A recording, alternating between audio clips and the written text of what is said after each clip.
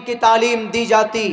کون سا مدرسہ جہاں پر علماء کرام بیٹھ کر چھوٹے چھوٹے بچوں کو پڑھاتے ہیں؟ آسام میں 300 سے زیادہ مدارس بند کر دیے گئے کہ ان مدرسوں کے اندر قرآن کی تعلیم دی جاتی ہے۔ کہتے ہیں کہ قرآن کی تعلیم بند کرو، نہیں تو ان مدرسوں کے اندر شریمد بھگوت گیتا کو بھی پڑھانا ہوگا۔ ہم کہیں گے کہ ٹھیک ہے، پڑھاؤ، آپ شریمد بھگوت گیتا بھی پڑھاؤ، لیکن شریمد بھگوت گیتا کے اس منتر پر عمل کرنا ہوگا جس کے اندر کہا گیا اہنسا ستیم کرودستیاگ شانتیرپیشنم دیا بھولیشولو لوپتوم ہیر چاپلام۔ غصے پر عمل نہیں ہوگا، ظلم و ستم پر عمل نہیں ہوگا، محبت کے ذریعے سے یہ دنیا اور دیش کے اندر انسان رکیں گے۔ قرآن کریم کے اندر ہے اقیم الصلاۃ، نماز قائم کرو۔ شریمد بھگوت گیتا کے اس منتر کو بھی پڑھایا جائے گا جس کے اندر کہا گیا پتھما دارکا جیوا دیو دیدین مجیتے ترتیانن کوڈلا کاریہ چترتر دیو چندر کا پنچم وندو سنیکتا۔ کہ لوگوں ساس ٹانگ کرو۔ مسلمان نماز پڑھتا ہے قرآن کے آرڈر پر، تو آپ کو بھی شریمد بھگوت گیتا کے اس منتر کو پڑھانا ہوگا۔ اس منتر کے اندر نماز کی تعریف کی گئی ہے۔ قرآن کریم کے اندر کہا گیا کہ ماں سماعت کی ماں بہنوں پردے میں آ جاؤ۔ ادھے پشیست مو پری سنترام پاد کوہر ماتے کوشل پکو۔ کسی بھی غیر محرم لڑکے سے بات مت کرو، کسی بھی غیر محرم شخص سے بات مت کرو، کسی بھی مرد سے ناجائز تعلقات مت بناؤ، اپنی نگاہوں کو نیچی رکھو، پردے کے اندر رہو، قرآن و حدیث کے مطابق، شریعت کے مطابق، اماں عائشہ کی زندگی کے مطابق، فاطمہ زہرا کے مطابق زندگی کے مطابق اپنی زندگی گزارو۔ قرآن میں کہا گیا تو تمہارے شریمد بھگوت گیتا میں یہ بات کہی گئی ادھے پشیست مو پری سنترام پاد کوہر ماتے کوشل پکو، کہ مائیں اپنی گھونگھٹ نیچی کر لیجئے، سماعت کی بہنیں اپنے ایسے لباس میں آپ مارکیٹ جائیے جس سے آپ کے بدن کا کوئی عزم دوسروں کو نہ دکھے۔ یہ حکم لاگو کرو، قرآن کے احکام پر ہم عمل کرتے۔ اگر آسام کے اندر قرآن کریم کی تعلیم دی جاتی ہے تو وہاں کے مسلمان قرآن کریم کے احکام کے مطابق زندگی گزارتے ہیں۔ تم وعدہ کرو کہ اگر تم شریمد بھگوت گیتا مدرسے میں پڑھواؤ گے تو تم خود بھی شریمد بھگوت گیتا کے احکام پر عمل کرو گے، نہیں تو صرف ٹوپی سے عداوت کی بنیاد پر، داڑھی سے تکلیف کی بنیاد پر اگر تم مدارس کو بند کرنے کی کوشش کرتے ہو تو یاد رکھو اس دھرتی پر سب سے زیادہ بے خوف قوم علماء کرام کی جماعت ہے۔ سب سے زیادہ بہادر قوم ہندوستان کی دھرتی پر علماء کرام کی جماعت ہے۔ اگر وہ کسی سے ڈرتے ہیں تو صرف اللہ سے ڈرتے ہیں، ورنہ کسی نیتا سے، کسی چیلا سے وہ نہیں ڈرتے۔ اگر وہ اس دھرتی پر کسی سے ڈرتے ہیں تو اللہ تبارک و تعالیٰ کی ناراضگی سے صرف ڈرتے ہیں۔ ان کے سینے کے اندر قرآن ہوتا ہے اور ان کے سینوں کے اندر احادیث رسول کا ذخیرہ ہوتا ہے، ان کے سینے کے اندر رسول اللہ کی محبت ہوتی ہے، وہ عاشق رسول ہوتے ہیں، وہ کسی سے نہیں ڈرتے ہیں۔ اگر کسی سے بھی مقابلہ کرنا پڑے تو وہ پیچھے نہیں ہٹتے ہیں۔ ایک بات یاد رکھو آسام حکومت کے لوگوں، اتر پردیش کے اندر ہمارے مدارس کو بند کرنے والوں، ہمارے علماء کرام کے ہاتھ میں ہتھکڑی لگانے والوں، ایک بات یاد رکھنا، جب 1857 میں انگریز سے جنگ کی ضرورت پڑی تھی، جنگ کی ضرورت پڑی تھی، کون میدان میں تھا؟ شاملی کے میدان میں مولانا قاسم نانوتوی تھے۔ مولانا قاسم نانوتوی نے کہاں سے پڑھا تھا؟ مدرسے سے پڑھا تھا۔ شاہ ولی اللہ محدث دہلوی کہاں سے پڑھے تھے؟ مدرسے کے پڑھے ہوئے تھے۔ شاہ عبدالعزیز محدث دہلوی کہاں سے پڑھے تھے؟ مدرسے سے پڑھے تھے۔ مولانا جعفر تھانیسوی کہاں سے پڑھے تھے؟ مدرسے سے پڑھے تھے۔ شیخ الاسلام حسین احمد مدنی کہاں سے پڑھے تھے؟ مدرسے سے پڑھے تھے۔ حضرت مولانا عبید اللہ سندھی رحمت اللہ علیہ کہاں سے پڑھ کر نکلے؟ مدرسے سے پڑھ کر نکلے تھے. مولانا عبدالرشید گنگوہی کہاں سے پڑھ کر نکلے؟ مدرسے سے پڑھ کر نکلے تھے. اور مولانا حافظ ضامن شہید رحمت اللہ علیہ کہاں سے پڑھ کر نکلے؟ مدرسے سے پڑھ کر نکلے. مولانا جوہر کانپوری کہاں سے پڑھ کر نکلے؟ مدرسے سے پڑھ کر نکلے. میرے بھائیوں، مولانا احمد رضا خان بریلوی کہاں سے پڑھ کر نکلے؟ مدرسے سے پڑھ کر نکلے تھے. اگر یہ علماء کرام مدرسے کے پڑھ کر نکلے تھے، ظالم انگریز کے دانت کھٹے کر سکتے تھے. کون تھے یہ؟ سامنے توپ کے دہانے پر کھڑے ہونے والے یہ علماء کرام کی تعداد تھی جو انگریز کے سامنے ڈٹ کر کھڑا ہوا تھا. آج بھی اگر اس دیش کو ضرورت پڑی ہے خون کی، تو سب سے پہلے اگر خون دینے کے لیے کوئی تیار ہوگا تو وہ قوم جماعت کون سی ہوگی؟ وہ جماعت علماء کرام کی جماعت ہوگی، کوئی دوسری جماعت نہیں ہو سکتی. میرے بھائیوں، میں آپ لوگوں کو ایک چھوٹا سا ادنا سا طالب علم ہونے کی حیثیت سے میں اتنا کہتا ہوں کہ اس دھرتی پر علماء کرام کا، ان کی موجودگی ہمارے لیے باعث رحمت ہے. کیوں؟ ہمیں وہ قرآن پڑھ کر بتاتے ہیں. ورنہ آج ہم 3-4 خدا کی عبادت کرتے.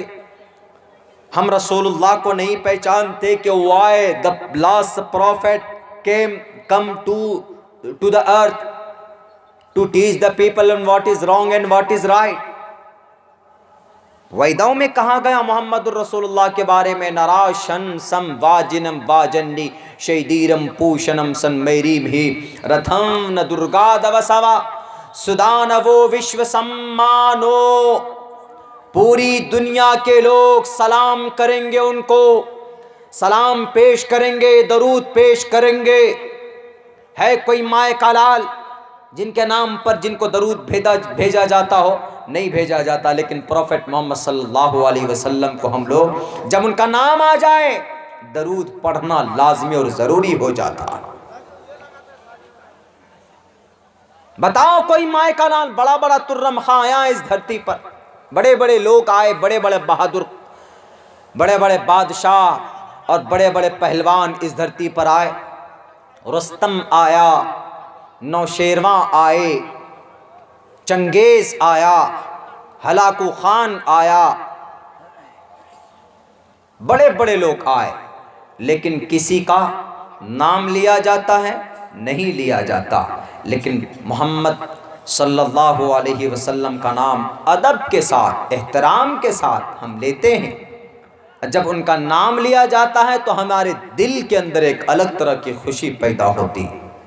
یہ کس نے بتایا؟ کون بتائے؟ محمد رسول اللہ کی فضیلت کون بتائے گا؟ علماء کرام بتائیں گے.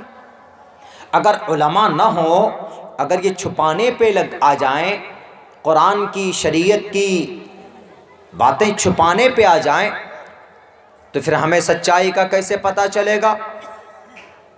ہمیں کیسے پتہ چلے گا کہ بی بی سمیہ کو بیچ سے چیرا گیا تھا؟ ہمیں کیسے پتہ چلے گا کہ حضرت خباب بن ارد کو انگاروں پر لٹا کر تڑپایا گیا تھا؟ ہمیں کیسے پتہ چلے گا کہ حضرت عمار بن یاسر کی آنکھیں نکال دی گئی تھی؟ ہمیں حضرت زبیر کی آنکھیں نکالی گئی تھی؟ ہمیں کیسے پتہ چلے گا کہ حضرت بشیر ابن جندل کو مدینۃ المنورہ سے مکۃ المکرمہ گھسیٹ کر لے جایا گیا؟ کیسے پتہ چلے گا؟ کون قرآن کریم کی تفسیر کرے گا؟ میرے بھائیوں، علماء کرام کی زیارت کیجئے، ثواب حاصل کیجئے. اولیاء اللہ سے عقیدت سے ملیے، پیران پیر کے سامنے جا کر بیٹھیے، دعائیں لیجئے. زندگی کی رکاوٹیں ان سے مشورہ کیجئے. کوئی بھی معاملہ ہو، وشاورہم فی الامر، تو مشورہ کیجئے اور آگے سرپرست قیادت علماء کرام کے ہاتھوں سونپیے. ڈیفینیٹلی میں آپ کو کہہ سکتا ہوں کہ you will succeed in every matter. ناکام نہیں ہو سکتے آپ. ایک لڑکا ہم سے فون کر کے پوچھا رشی کیش سے آج، مولانا what is similarity between Quran and Ved. ہم نے کہا اس کا مطلب ہے کہ قرآن اور وید میں کیا سمانتا ہے، کیا یکسانیت ہے. دیکھیے وہ ایک پی ایچ ڈی کا مطلب ڈاکٹر آف فلسفی کی پڑھائی کر رہا، اس میں ایک ٹاپک ہوتا ہے، اس کے اوپر مضمون لکھتے ہیں، ریسرچ کرتے ہیں ڈیپ میں جا کر. تو اس کو دیا اس کے ٹیچر نے کہ اس ٹاپک کے اوپر لکھ کر لاؤ. اس نے لکھا پورے رشیکیش کے جو وہ یونیورسٹی ہے اس میں اندر تنہا یہی ایک لڑکا ہے جو مسلم ہے، ایک ہی لڑکا، باقی سب اس میں سناتن دھرمی ہیں، دوسرے ڈیفرنٹ الگ الگ مذہب کے لڑکے. بہت مشکل سے اس کا ایڈمیشن ہوا. تو وہاں جو پروفیسر لوگ ہیں جو پڑھانے والے ہیں تو اس کو تھوڑا الگ نظریے سے بھی دیکھتے. تو اس کو ٹاپک دیا کہ واٹ از، تم اسلام مسلم ہو، you are a Muslim and you know lot of about your Islam, بہت کچھ جانتے ہوگے تم اسلام کے بارے میں. لکھ کر کے لاؤ کہ what is relation, what is connection between Quran and Ved, کیا رشتہ داری ہے دونوں میں، کیا یکسانیت ہے، لکھ کر کے لاؤ. اس نے لکھ کر کے لا کہ ایک ایسی گرنتھ ہے کہ جس کے اوپر قرآن کے ذریعے روشنی ڈالی گئی ہے، بتایا گیا ہے کہ یہ ایک ایشوریہ گرنتھ ہے، یعنی ایک ایسی چیز ہے کہ جس کو سمجھنے میں قرآن کی ضرورت پڑی. تو وہ پروفیسر صاحب دیکھ کر کے غصے میں آ گئے. انہوں نے کہا کہ ایسا کیسا ہو سکتا ہے، ہمارے وید کو پہچاننے میں ہمیں قرآن کی ضرورت پڑی، ہمیں نہیں چاہیے یہ قرآن. کیوں یہ قرآن؟ اس لیے نہیں چاہیے کیونکہ اس قرآن کریم کے اندر نماز کی بات کہی گئی ہے، اس قرآن کریم کے اندر اذان کی بات کہی گئی ہے، اس قرآن کریم کے اندر نماز کے اوقات کے بارے میں باتیں کہی گئی ہے، علماء کرام کی فضیلت بیان کی گئی ہے، اس قرآن کریم کے اندر سود سے بچنے کی ترغیب دی گئی ہے، اس قرآن کریم کے اندر اور بہت سارے احکامات بیان کیے گئے ہیں. اسی لیے we don't accept the definition according to the Quran, ہم تمہارے قرآن کریم کے مطابق ہم اس چیز کو نہیں ایکسیپٹ کرتے. تو اب بتائیے اس بچے کو ضرورت پڑی، he called me، مجھے اس نے کال کیا، مجھ سے اس نے پوچھا، تو اس نے مجھے بھیج کے دیا جو ہم نے پڑھا ہے. اس کے اندر اتنے مجھے یقین نہیں ہو رہا کہ اتنے بڑے پروفیسر ہو کے ان کے اندر اتنی کڑھن یعنی اتنی عداوت بھری ہوگی قرآن کے تعلق سے، اذان کے تعلق سے. تب جا کر ایک بات سمجھ میں آئی کہ مدھیہ پردیش کے اندر وہ جو مسجد کے مینارے توڑے گئے، ابھی 5 مسجد کے میناروں سے جھنڈا اتار کر مسلمانوں کے دلوں کو ٹھیس پہنچاتے ہوئے جو مسجد کے مینارے توڑے گئے، وہ غیر قانونی بھی تھا لیکن غیر انسانی بھی تھا، انسانیت ہیومنٹی کے خلاف بھی تھا. وہ چیز کہاں سے آئی؟ وہ چیز پیدا کی گئی ان کے دلوں کے اندر. ورنہ اذان دینا، ان سے جب پوچھا گیا کہ تم یہ مینارے کیوں توڑ رہے ہو، انہوں نے کہا کہ یہاں سے مسلمانوں کی نماز کے لیے اذان کی آواز بلند ہوتی، اسی لیے ہم ان میناروں کو توڑ دیں گے. تو یہاں پر لاؤڈ اسپیکر یہ لوگ باندھ نہیں پائیں گے، اذان کیسے دیں گے، آواز ہمارے کانوں تک نہیں پہنچے گی. میرے ہندو بھائیوں، میں ادب کے ساتھ کہنا چاہوں گا، ہم اس قوم کے، ہم اس نبی کے امتی ہیں جو صرف ہمارے لیے نہیں ہیں، جن پر صرف ہماری جاگیرداری نہیں ہے، بلکہ آپ پیار سے دیکھو، آپ محبت سے دیکھو، اس نبی کا تذکرہ آپ کے گرنتھوں کے اندر کیا گیا ہے، اور آپ کے اس نبی کے ذریعے سے اذان کا تذکرہ کیا گیا، بھلے ہی عربی زبان میں نہ کیا گیا ہو، زبان سنسکرت ہے، کتاب آپ کی ہے، لکھنے والے رشی منی بھی آپ کے ہیں، آپ کے گرنتھوں کے اندر سب چیز آپ کی ہے، لیکن اس کے اندر پیغام ہمارا ہے، اور میسج ہمارے مطلب میرے بھی اور آپ کے بھی انتم مہارشی محمد الرسول اللہ کے بارے میں لکھا گیا۔ آپ کو دشمنی ہے اذان سے، تو اذان مسجد کے منارے توڑ کر دشمنی نہ نکالا جائے، بلکہ بھوشیہ پران کو اٹھا کر دیکھا جائے، جس کے اندر کہا گیا اچلاپی، اونچی آواز میں بلانے والے، اچلاپی بھوشیتی جنومم ونا کولم چ پشوشتے شام بھکشیا متامم مسلنے وسنسکارا کوشری بھوشیتی تسمان مسلونتو ہی جاتو دھرم دوشکا۔ اچلاپی، اونچی آواز میں بلانے والے، بتاؤ دنیا کے اندر 10.5 ارب انسان موجود ہیں، ان 10 ارب انسانوں کے بیچ میں اونچی آواز میں بھکتی کے لیے کیا چرچ میں بلایا جاتا ہے؟ نہیں۔ کیا کلیسا میں بلایا جاتا ہے؟ نہیں۔ کیا کسی مندر میں بلائے جاتے ہیں؟ نہیں۔ بلکہ اگر اونچی آواز دے کر اگر ایشور کی عبادت بھکتی کے لیے کہیں پہ بلایا جاتا ہے تو وہ صرف مسجد کے اندر اذان دی جاتی ہے، اور اسی اذان کو سنسکرت زبان میں کہا اچلاپی، اونچی آواز میں لاپ کرنا، اونچی آواز میں بلانا۔ اور کیا بولتے ہیں ہم لوگ اذان میں؟ حی علی الصلاۃ، نماز کی طرف آؤ، حی علی الفلاح، کامیابی کی طرف آؤ۔ کوئی بری چیز نہیں ہے۔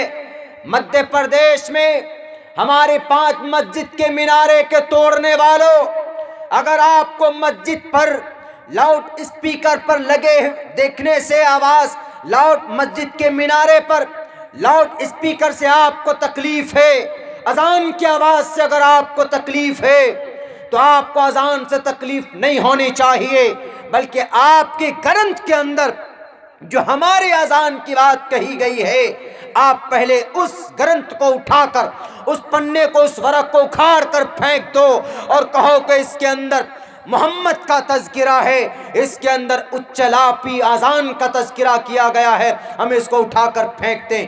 اگر آپ سچے واقعتاً، اگر آپ کو نفرت ہونی چاہیے تو اپنے اس گرنتھ سے ہونی چاہیے، لیکن آپ ایسا کرو گے نہیں۔ کیوں؟ میں جانتا ہوں اگر آپ نے ایسا کیا تو آپ کو پرماتما پوچھے گا کہ تم نے یہ پاپ کیوں کیا، تم نے بھوشیہ پران کے منتر کو کیوں اکھاڑ کر پھینکا؟ کیوں؟ اچلاپی، محمد کے بارے میں ہم نے کہا تھا کہ وہ محمد صرف داڑھی ٹوپی والوں کا نہیں ہوگا، بلکہ وہ محمد تمہارا بھی ہوگا، وہ نبی تمہارا بھی ہوگا۔ تم ان کے قدموں پہ جا کر گر کے تو دیکھتے، تم ان کے دربار پہ جا کر پہنچ کر تم معافی کا اعلان تو کرتے۔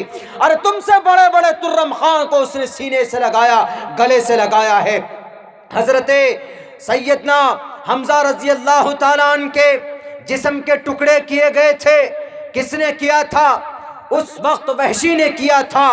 وہ وحشی اس وقت ایمان نہیں لائے تھے، انہوں نے حضرت حمزہ اللہ کے نبی کے چچا، ان کے ناک کو کاٹا تھا، ان کے سینے کو چاک کر کے اتریوں کو، کلیجے کو نکالا تھا، ان کے ہاتھ کے انگلیوں کے پوروے کاٹے تھے، اور ان کے پوری باڈی کو ان کا پوسٹ مارٹم کر دیا تھا، پہچاننے کے لائق نہیں رہنے دیا گیا تھا۔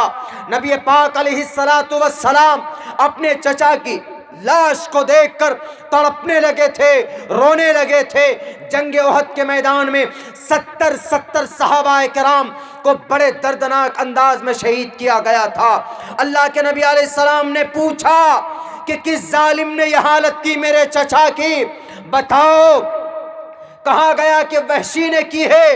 اللہ کے نبی علیہ السلام نے اتنی طاقت تھی آپ کے اندر، اگر کسی کو ایک گھونسا مار دیتے تو اس زمین سے اس انسان کا وجود مٹ جاتا، لیکن نبی پاک علیہ السلام نے اپنے جانی دشمن کو حضرت وحشی کو بھی معاف کر دیا اور کہا کہ جاؤ تم میرے سامنے مت آیا کرو، میرے پیچھے سے آواز لگایا کرو اگر تمہیں ملاقات کرنی ہو، کیونکہ جب تم میرے سامنے آتے ہو میرے چچا کی لاش مجھے میرے سامنے دکھائی دیتی ہے۔ اے کوئی مائے کا لال بتاؤ، مسجد کے مینارے توڑنے والے اذان کے نام پر محبت سے عداوت کرنے والے فرانس کے پروفیسروں، ہے کوئی مائے کا لال ایسا بتاؤ جس نے اپنے جانی دشمن کو سینے سے لگایا ہو؟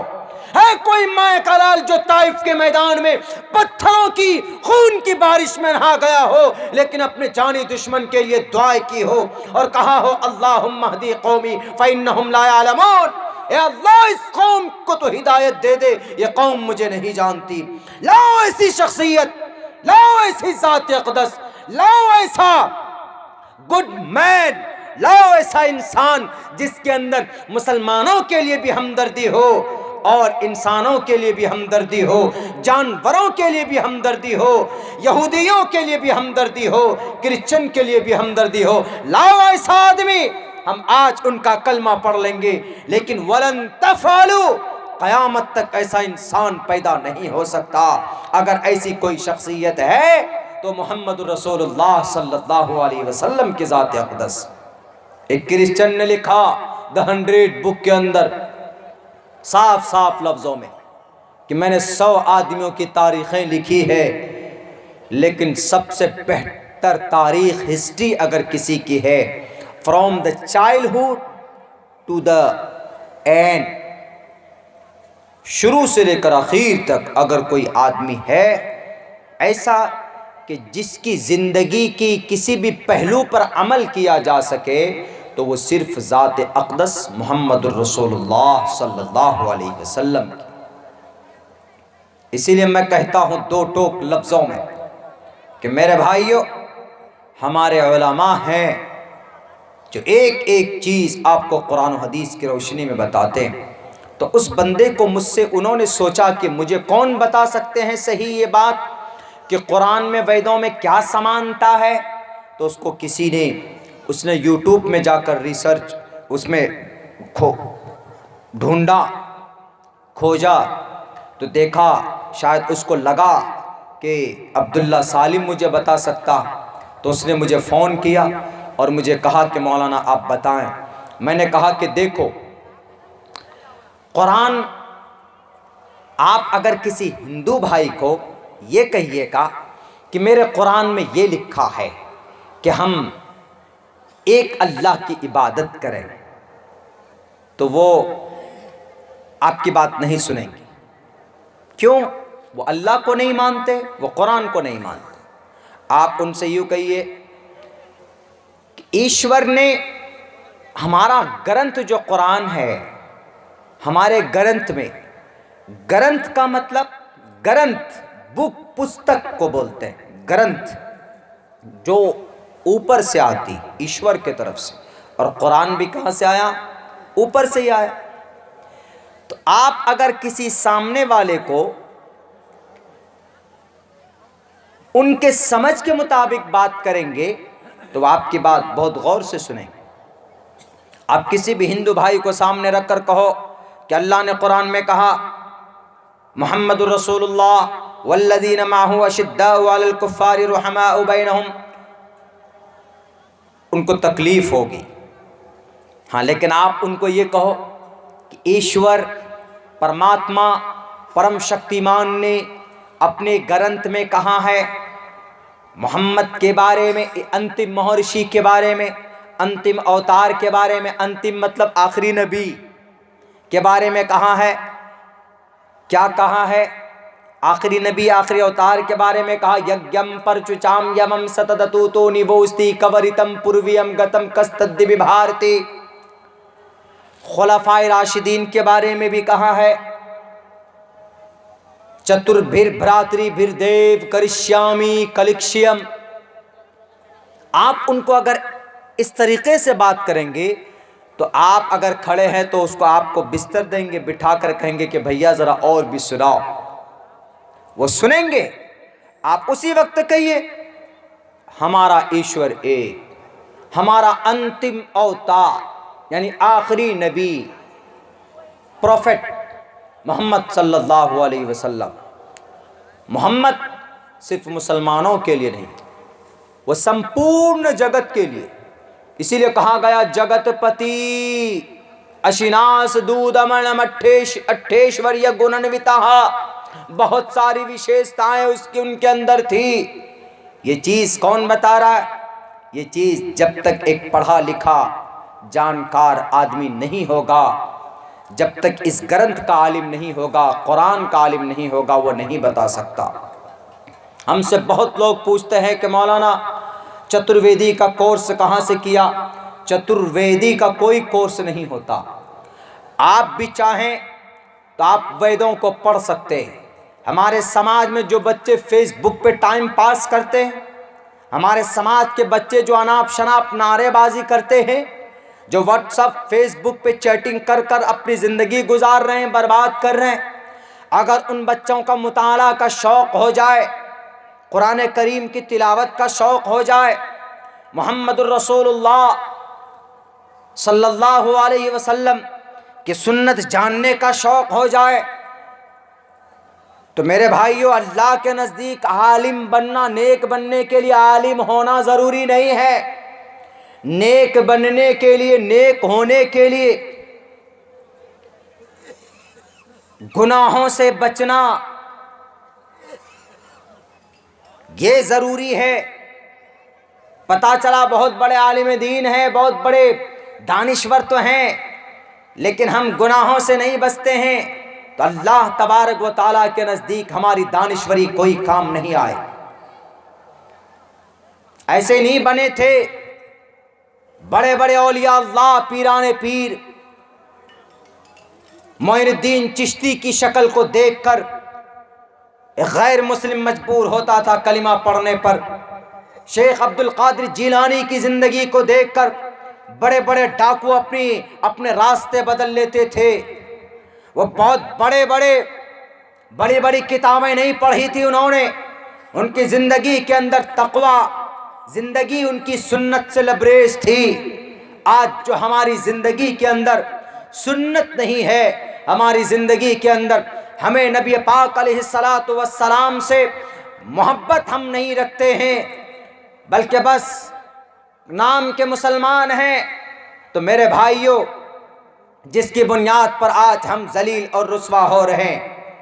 اس لیے میں کہتا ہوں نوجوان طبقے سے، ایک بڑا دانشور نیک بننے کے لیے آپ اپنے علاقے کے جو علماء کرام ہیں، آپ کے سماج کے اندر جو پڑھا لکھا طبقہ ہے، آپ ان کے طرف رجوع ہوئیے اور آپ ان سے دین کی جانکاری حاصل کیجئے۔ یہ چیز آپ کی شریعت کے اندر ہے۔